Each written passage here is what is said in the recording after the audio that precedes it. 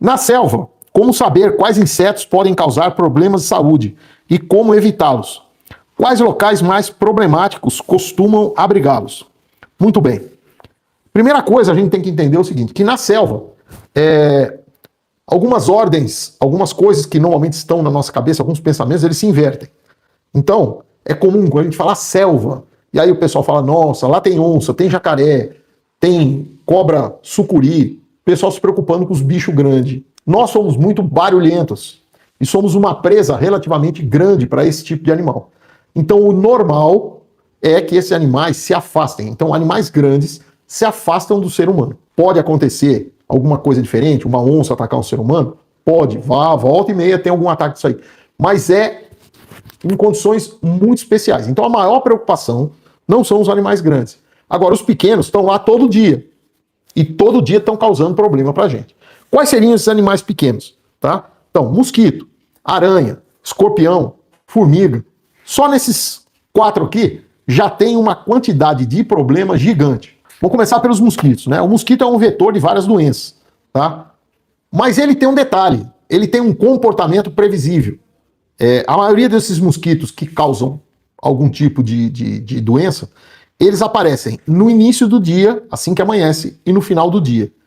E eles também são um pouco geográficos, ou seja, eles aparecem perto de rios e locais alagados.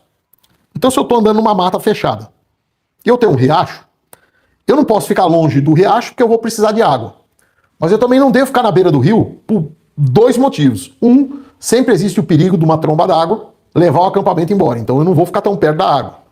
E 2, que são os mosquitos, que na parte da manhã vão infernizar a gente. Então das 5h30 da manhã até umas 6h30, 7 horas, os mosquitos estão na hora do café da manhã.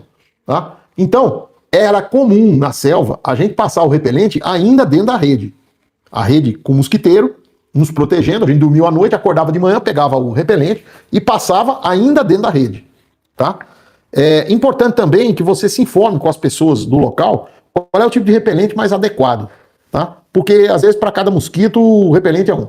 Tem um repelente muito famoso que eu usei lá no Pantanal uma vez pô, parecia molho. Você punha e os mosquitos iam tudo ali.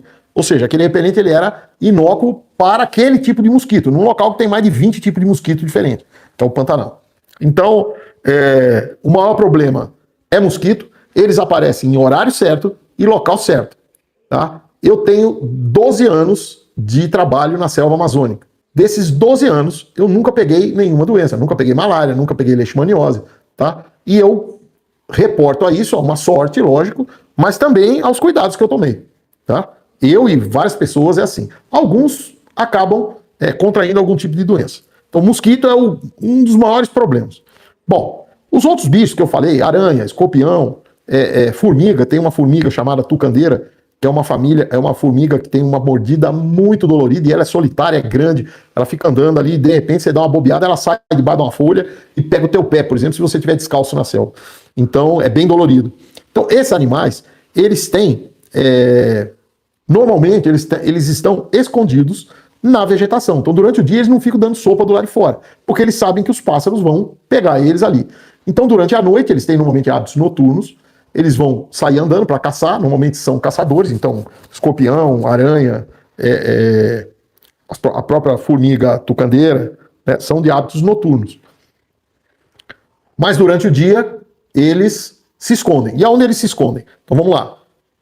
Galho podre caído no chão, então pedaço de madeira, tronco podre, com buracos, eles se escondem ali dentro. Buraco no chão, alguns animais desses, algumas aranhas, inclusive, fazem toca, cavam um buraco no chão pelo tamanho. Tá? Folha caída, tem umas folhas meio grandes, então eles podem estar embaixo. Folhas caídas, certo? E tem um bicho aqui que ele está no mediano. Ele não é um bicho muito grande, mas também não é um bicho pequeno, que são as cobras. Elas frequentam esses mesmos lugares. Elas ficam escondidas no meio da madeira, no meio de folhagem podre, etc. Então, se eu, por exemplo, vou montar a minha rede e vou dormir ali, é interessante que eu pegue alguns pedaços de madeira e limpe embaixo da rede. Tire todas as folhas, tronco, tira tudo ali. Por quê? Porque de manhã, se eu acordar, antes de eu botar o pé no chão, eu vou olhar do lado de fora da rede e vou ver se alguma cobra resolveu dormir embaixo da minha rede. É comum que isso aconteça. Então eu tenho que estar esperto quanto a isso. As cobras frequentam os mesmos locais dos insetos. Então eu não vou colocar a mão em madeira que está caída no chão, eu uso normalmente o facão, tá? Eu empurro primeiro para depois botar a mão. Eu só vou colocar a mão quando eu tenho certeza que não tem nada lá. Tá? Então é muito mais de disciplina pessoal, tá? Do que outra coisa. Lembrando que esses bichos, como eu falei, têm hábitos noturnos. E à noite eles vão passear. Então, se eu vou tirar minha bota, por exemplo, meu coturno, meu tênis, se eu for tirar o meu calçado e for deixar no chão, o bichinho vai querer ficar lá dentro. Porque começa a amanhecer, fica escuro, ele fica por lá. E por que ele vai para lá? Porque tá quente. Você tira o pé, tá quente ali a bota, ele vai para lá. Então o que a gente faz? Qual é a melhor solução? Leva um saco plástico um pouco maior, bota tudo dentro do saco plástico e fecha a boca. Então roupa, bota, qualquer coisa que vai ficar do lado de fora, a própria mochila, para os bichinhos não entrar dentro da mochila, eu coloco num saco plástico e fecho a boca. Pode ser um saco de lixo desse, preto, tá? Então é o ideal para você se livrar aí dos bichos.